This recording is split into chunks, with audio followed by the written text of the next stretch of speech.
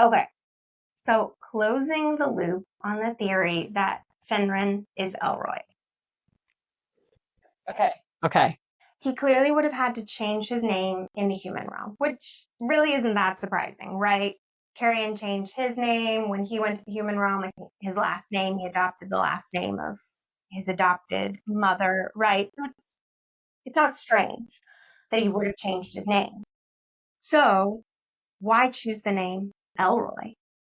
So I started looking up name meanings because remember the passage where Fisher says, all names hold power in this place. Every name means something. We have true names we don't share with anyone. Our mothers are often the only people who actually know it. Now, there's no name meaning that I found for Fenrir. If anybody does find one, let us know. Okay. But there is name meaning for Elroy. I am so excited.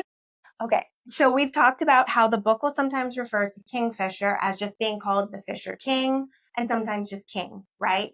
And we don't think that's his real name.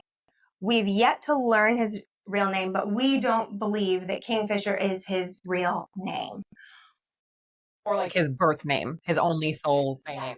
And we also don't know why people refer to him as King. But the name Elroy is a French name that means the king. So if Fisher is called king by some, and that has meaning because perhaps his father before him was also a king of something, with maybe Fisher inheriting that title of king from his father, then Finran either renaming himself or choosing to go by Elroy and name in that the mortal means world. king in the mortal Elroy. Elroy is massive foreshadowing to who Fenrir Elroy really is. Now, I do think the term Fisher King is unique to Kingfisher because I believe the author has taken inspiration from an Arthurian legend of the Fisher King.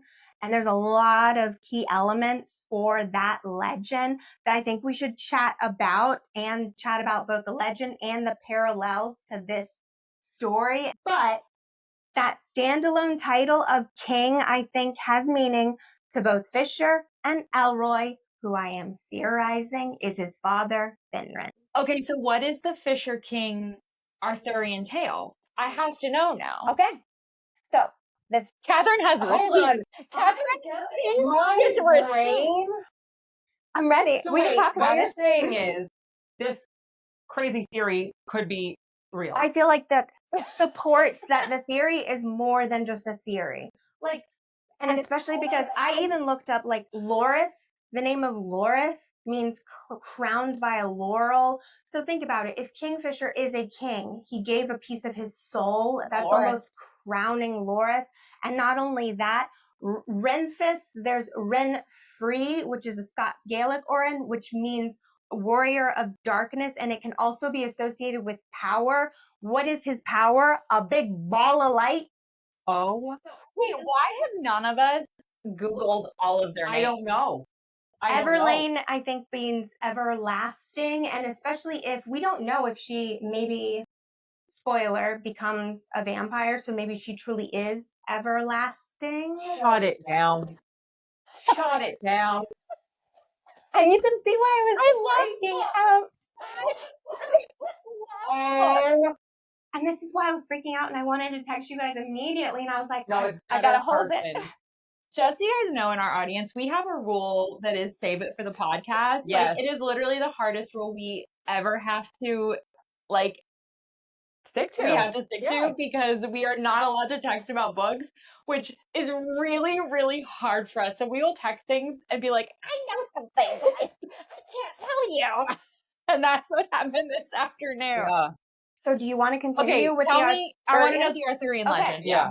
So the Fisher King, and just to backtrack, I'm not making this up. Literally, just Arthur made it up.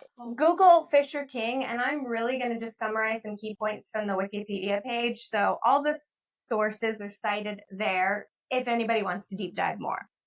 So the Fisher King is a figure in the Arthurian legend, the last in a long line of British kings tasked with guarding the Holy Grail. Now, I don't see any parallels yet with that in Quicksilver, but I mention it simply because we don't know why Fisher is called king, and there are still 4 more books to come, so maybe that detail could be of import later in the series. You ever Now, thought? hold on. We've got so much to do. Oh my God. Lindsey, you're going to squeal in a minute. I'm already And squilling. she has said that his name does mean something. Exactly. But also, Katharine, don't forget the text that you sent us in the very beginning that was like, blood is so important. What is the Holy Grail? It is blood. Yeah. That's actually a really good point. So maybe that is the parallel. My mind is spinning around Oh. in circles. There's a circus in my brain. A circus in my brain. There's a circus in my brain. So maybe we do see some parallels in that Holy Grail. Blood is everything. Maybe that is a little bit of an intro to how that's going to correlate to Quicksilver. So the Fisher King is both the protector and the physical embodiment of his lands, but a wound renders him impotent and his kingdom barren. Now in Quicksilver, the wound is the quicksilver in his eye, and his home is the front line of this war. And he mentions having had more people on his lands and estate that he was responsible for, but have become feeders in Malcolm's army. So his lands are barren, right? Yep. So continuing with the legend. I'm dead. I've died. So continuing with the legend, he is unable to walk or ride a horse. He is sometimes depicted as spending his time fishing. Parallel I could draw here is that he was literally searching 100 years for a coin. Maybe a little stretch on that one, but still, but then wait. And then, But wait. he spends his time fishing while he awaits a chosen one who can heal him. No. What? Callie Hart.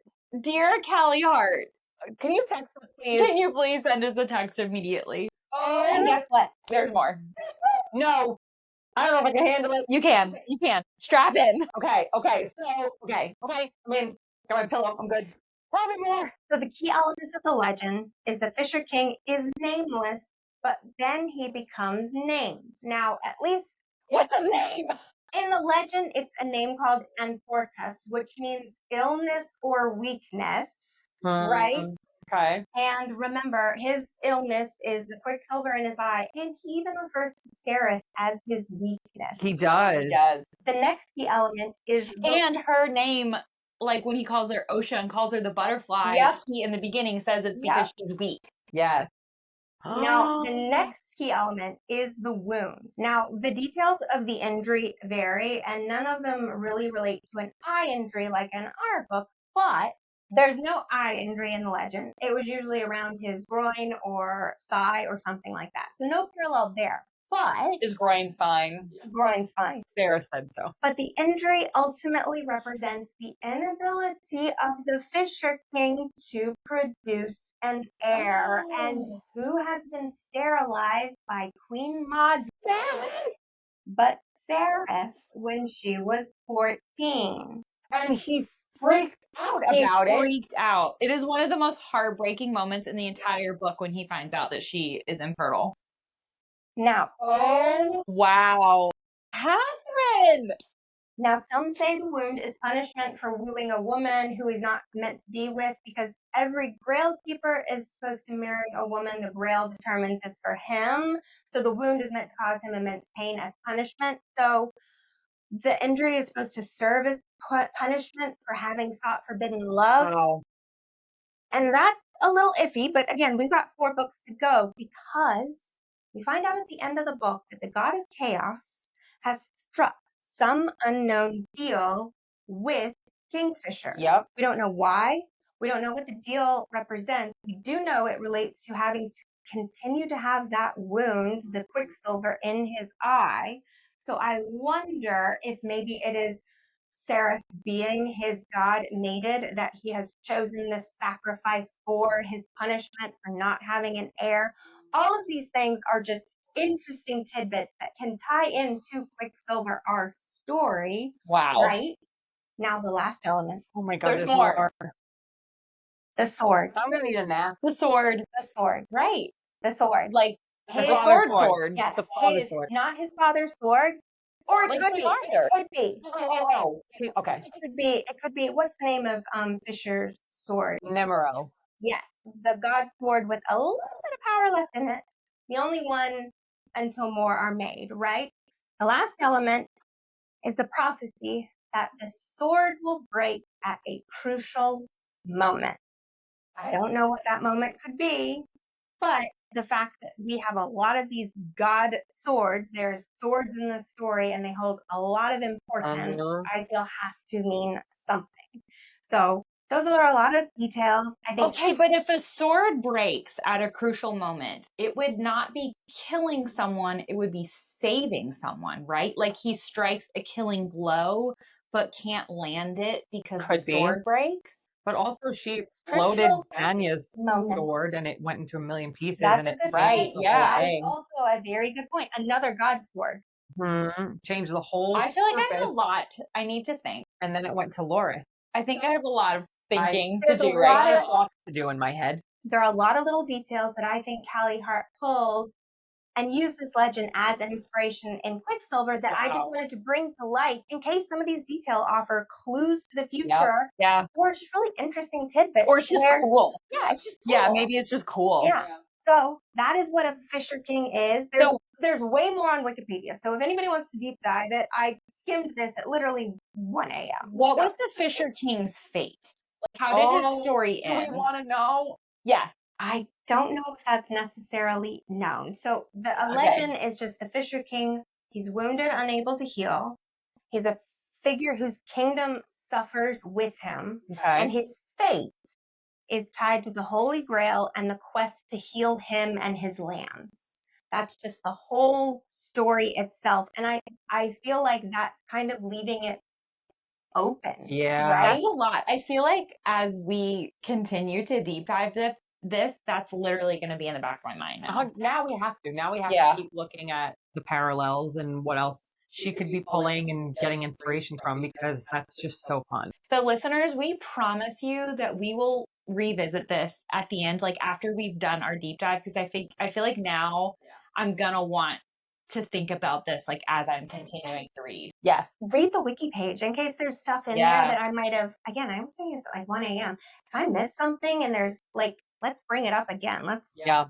This is why we started a podcast, because when we don't sleep, we're thinking about books. Yes. Literally. It's true. It's true. And then I sit there, I'm like, is it too late to text them? Yes, it's too late. You can't text them until at least 6:30. But it always sparked because that's huge. I was thinking names has meaning from another book that we all recently finished, where names had a lot of meaning in that book. And so I was like, I wonder, I mean, we literally have a line in the entire book that says names have meaning. So, well, why don't I just try to Google what some of these names mean and see where that leads? Wow. So good. I'm blown away right now. Me too. Oh my God. Fun. Okay. I can't wait to talk more about this. Ooh. I like how Kelly has her emotional support pillow. I do. I need to like. Oh God, that's good. That's good. Literally couldn't sleep, and so I was like, "What's a Fisher King?" Thinking a fucking bird. All I can think of is kingfisher. And then I literally looked at this, and I was like, "There's a legend." Hope you enjoyed this bonus scene from Banter and Bookmarks. The newest episode of our Quicksilver Deep Dive is streaming now, so come escape reality with us a little longer.